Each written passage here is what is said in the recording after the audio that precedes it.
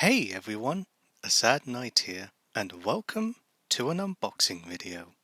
As of this video, it is the 28th of May 2026, and in this video I will be unboxing the limited edition Steelbook of BBC's Doctor Who, the movie. This is a science fiction television movie that was broadcast in Canada, the US, and the UK in May of 1996, and is based on the science fiction television series of the same name.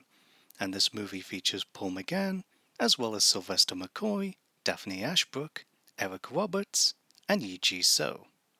Here's a full look at the front with Paul McGann as the eighth incarnation of the Doctor, holding a pocket watch in his hand and surrounded by shattered glass, with the Master taking up the top left portion of the image.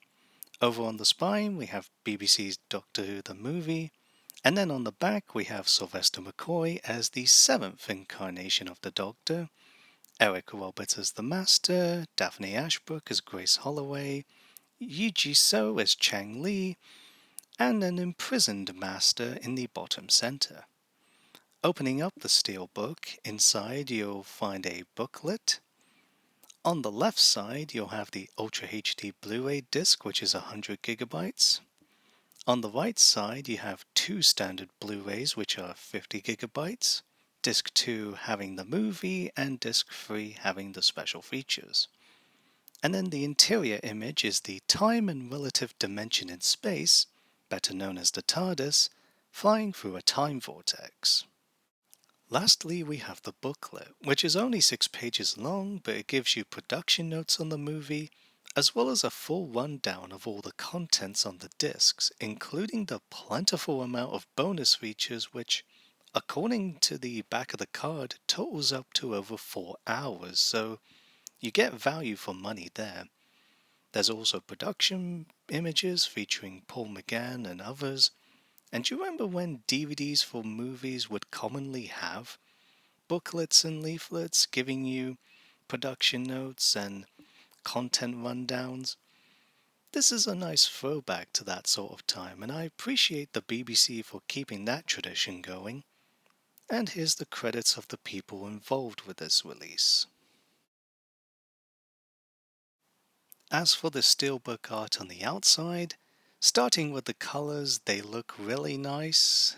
Predominantly purple with a bit of blue and orange. They look all nice together. As for the design, all of the relevant characters are spotlighted, especially Grace Holloway and Chang Li. And as for the front, while the shattered glass element does make it look a little busy, it's not too much, and you still get to see most of Paul McGann. Speaking of, the Master taking up the top left corner does kind of take away from Paul McGann a little bit, but also, like the shattered glass, not too much. But I don't have much to say other than that. This is just some really nice artwork that they did for the Steelbook. As for the movie itself, upon watching it for the first time a few months ago, I didn't think it was that good, but I didn't think it was bad either. It just fell more into the middle for me. But one of the moments about the movie that stood out to me was the overdramatic tone it had at times, with bombastic music, a choir, and, in one particular moment with the Doctor at a hospital, lightning sound effects, which was quite funny to me. Although now that I have watched series 1 to 4, plus the specials of Modern Doctor Who for the first time, I will say in that series, it also has its dramatic moments, but it does it in a way that feels justified, whereas with the movie, it feels like it's trying too hard to take itself seriously. But maybe that won't bother me so much when I rewatch it again in 4K. Speaking of, it is good to see that they were able to find the 35mm negatives and rescan those in 4K to make sure this new release is a significant upgrade, which, compared to the old Blu-ray, from what I've heard, was just an upscale of the DVD and didn't look particularly good. That and the movie was still playing at 25 frames per second, whereas the movie was filmed in 24 frames per second. Now that this new release does play at 24 frames per second with the right audio pitch to accommodate that, that means that Doctor Who fans and anyone else watching the movie can now watch the movie as intended, which is good. But that's not the only reason why I bought the Steelbook. For the main reason why I wanted to get the Steelbook specifically was because of the movie's UK broadcasting date of the 27th of May 1996.